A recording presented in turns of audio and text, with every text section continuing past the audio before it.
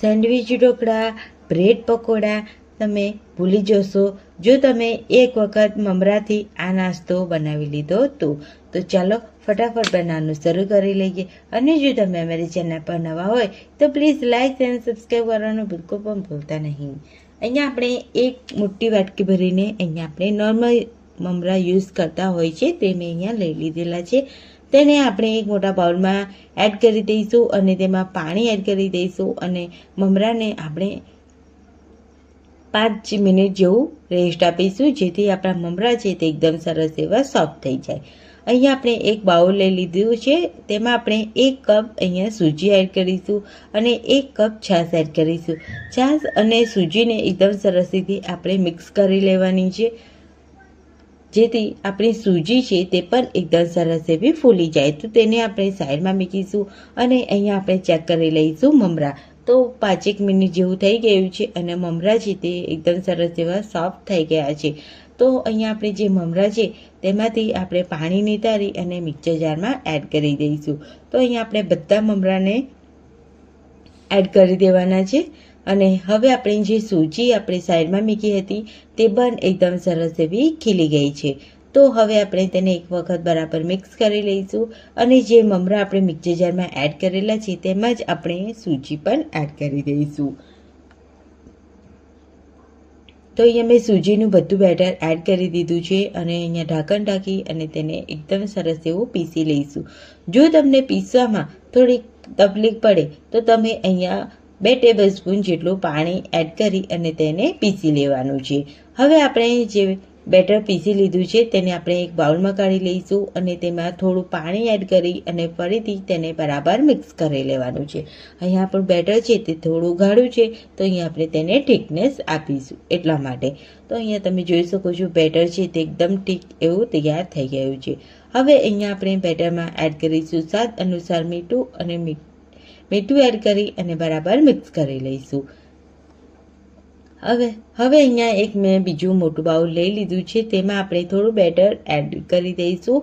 અહીંયા આપણે 2 ટ્રાન્સફર કરી લઈશું 2 બાઉલમાં થોડું જેથી આપણું જે નાસ્તો છે તે એકદમ પરફેક્ટ એવો બને એટલા માટે. તો અહીંયા આપણે જે એક બીજા બાઉલમાં કાઢેલું છે તેમાં આપણે ઇનો ફ્રૂટ સોલ્ટ એડ કરીશું. તો અહીંયા મેં અડધો એડ કરેલો છે અને તેને બરાબર મિક્સ કરી લઈશું. બાજુમાં મેં સ્ટીમરમાં પાણી ગરમ કરવા માટે પણ પહેલેથી મૂકી દીધું હતું અને અહીંયા આપણે જે ઢોકળિયા રીસ હોય છે તે પણ મેં એકદમ સરસ રીતે તેલથી ગ્રીસ કરી લીધી છે. તો મેં અહીંયા જે આપણી નોર્મલ ડીશ હોય છે તેનો યુઝ કરેલો છે અહીંયા અત્યારે. તો અહીંયા આપણે જે બેટર છે તે એકદમ સરસ રીતે મિક્સ કરી લીધું છે. થોડું ટેપ કરી લઈશું અને આપણે સ્ટીમરમાં પાણી છે તે પણ એકદમ સરસ એવું ગરમ થઈ ગયું છે. તો અહીંયા આપણે ડીશ છે તે મૂકી દઈશું અને ઢાંકણ ઢાંકી અને તેને 5 થી 10 મિનિટ જેવું તેને થવા દઈશું. તો ત્યાં સુધી આપણી સૂજી છે તે એકદમ સરસ રીતે બનીને તૈયાર થાય ત્યાં સુધી આપણે એક સ્ટફિંગ તૈયાર કરીશું. તો મેં અહીંયા એક બાઉલ લઈ લીધું છે અને તેમાં આપણે 2 મોટા બાફેલા બટેટાને મેશ કરીને મેં લઈ લીધા છે. તો તે એડ કરી દઈશું. થોડા ધાણા એડ કરીશું. 1 મોટી વાટકી ભરીને ડુંગળી એડ કરીશું. 2 તીખા લીલા મરચાં એડ કરીશું. ત્યારબાદ 1 ચમચી આમચૂર પાવડર એડ કરીશું. 1 ચમચી જીરું એડ કરીશું. 1 ચમચી મીઠું એડ કરીશું. અહીંયા આપણે બધું એડ કરી દીધું છે. હવે આપણે ચટપટો સ્વાદ આપવા માટે અહીંયા આપણે અડધા લીંબુનો રસ એડ કરીશું.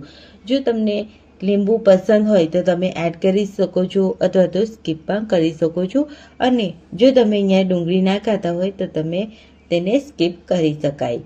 હવે અહીંયા આપણે એડ કરીશું હળદર પાવડર 1 ચમચી અને 1 ચમચી લાલ મરચું પાવડર અને અડધી ટીસ્પૂન ગરમ મસાલો પાવડર એડ કરીશું અને બરાબર આપણે મિક્સરને મિક્સ કરી લઈશું જેથી આપણું મિશ્રણ છે તે પણ એકદમ સરસ રીતે તૈયાર થઈ જાય.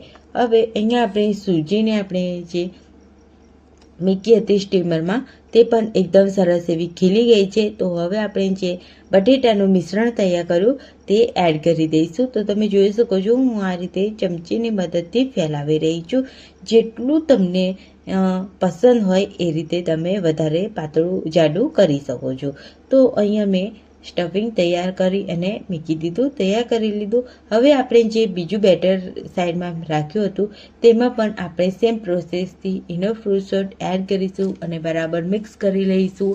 અને આપણું જે બેટર છે તે પણ એકદમ સરસ એવું તૈયાર થઈ ગયું છે. તો અહીંયા આપણે જે બટેટાની લેયર આપણે તૈયાર કરી તે હવે અહીંયા આપણે ઉપરથી રેડી દઈશું. તો છે ને એકદમ મજેદાર, એકદમ યુનિક અને એકદમ ટેસ્ટી, પેટ ભરાઈ જાય એટલો સરસ એવો નાસ્તો અહીંયા આપણો મમરાનો તૈયાર થાય છે. બહુ જ મસ્ત છે, એકદમ ઇઝી છે અને ફટાફટ બનીને પણ તૈયાર થઈ જાય છે. તો અહીંયા આપણે ઢાંકણ ઢાંકી અને ફરીથી તેને સ્ટીમ કરી લઈશું. તો અહીંયા મેં 15 મિનિટ જેવું સ્ટીમ કર્યું હતું. અને અહીંયા આપણે જે નાસ્તો છે તે અહીંયા આપણે ગરમા ગરમ બિલકુલ પણ કટ નથી કરવાનું. એકદમ સરસ એવો રૂમ ટેમ્પરેચર પર ઠંડો થઈ જાય, અથવા તો જો તમને વધારે જલ્દી હોય તો તમે ફ્રીજમાં પણ ઠંડો કરી શકો છો. ફટાફટ ઠંડો થઈ જાય છે આ નાસ્તો. તો આપણે એકદમ સરસ રીતે આપણે સેન્ડવિચ ઢોકળા જે રીતે બનાવતા હોય છે અથવા તો બ્રેડ પકોડા હોય છે એ રીતે મેં અહીંયા કટ લગાવી લીધો છે. હવે અહીંયા આપણે તડકો તૈયાર કરીશું. તો ગેસ ઉપર મેં તડકા પેન મૂકી દીધી છે. તેલ, જીરું, રાઈ એડ કરી દઈશું. લીલા મરચાં પણ એડ કરી અને એકદમ સરસ રીતે તડકો છે તે આપણે આ નાસ્તા પર રેડી દઈશું. ઉપરથી થોડા લીલા ધાણા એડ કરીશું અને સર્વ કરીશું. તો અહીંયા આપણો ગરમા ગરમ અહીંયા તમે જોઈ શકો છો એકદમ સરસ એવો આપણો આ મમરાનો નાસ્તો બનીને તૈયાર થઈ ગયો છે. તો ફ્રેન્ડ્સ, કેવી લાગે છે રેસીપી મને કમેન્ટમાં જરૂરથી જણાવજો. તો આવી જ રેસીપી સાથે અને આવા અનવા વિડીયો સાથે આવતી રેસીપીમાં મળીશું. ત્યાં સુધી બધાને આવજો. Bye bye and take care.